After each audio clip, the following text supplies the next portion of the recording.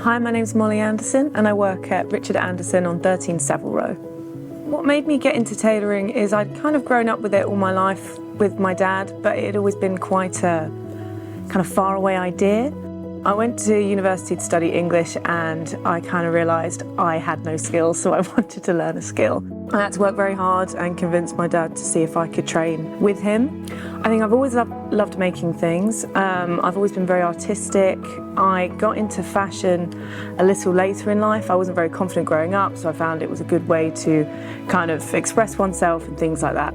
It's fun working with my dad, but it obviously adds a lot of pressure. You want to do very well and you don't want to disappoint. I think my dad's built such a legacy. He's got such an image, and I think not just me but everyone on the team wants to do him so proud.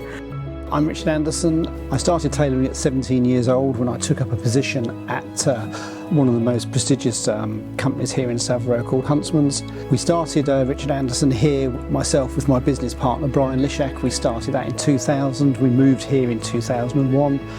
We were the first new tailors to open here in Savile Row for many generations. So Molly has been with us for 5 or 6 years now, and we're training her on the cutting side. It's great to have her here. Molly brings a different dimension. I'm getting older, I'm going to be 60 years old this year, so we need younger blood coming in, and Molly's presence has boosted the ladies' wear, but also she is starting to get her own following, which is extremely important. What I love about tailoring is the sustainability of it, how much work goes into it. I think just the amount of skilled people that are in it. And I want it to be one of those people, because at the end of the day, we have so many customers who we make feel good. Such a fun industry to be in, not just because you're making things and you're not just sat behind a desk, which is fabulous for some people, but I mean, you're always running around. You're meeting so many characters, from customers to tailors, whether it's finishers or coat makers, waistcoat makers, pocket basters, everyone's a character. And what's nice is that there's so many young people coming into it now. I'm on the board of a Women in Tailoring committee, which is fabulous, and we meet up a few times a year, and so many young women come to that.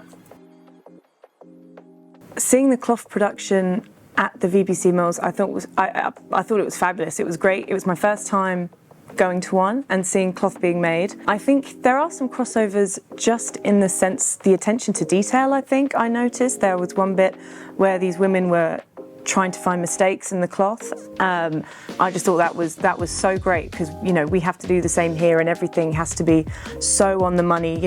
Measures have to be within 1/8 of an inch of being correct. So I loved seeing that attention to detail and the different stages of cloth making, because there's so many different stages to suit making.